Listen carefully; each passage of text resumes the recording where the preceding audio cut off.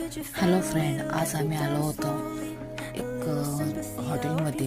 हॉटेलचं नाव होतं समाधान मटण खानावळ असं म्हणून होतं. ते आहे रावेस साईडला.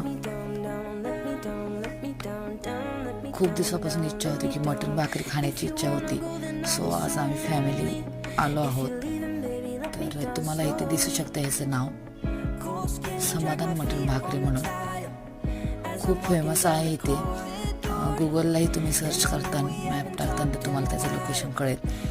रावेतमध्ये आहे हे पुणे. समाधान मटण भाकरी यांची शाखा कुठंच नाही आहे असं त्यांचं बोर्ड आहे इथे.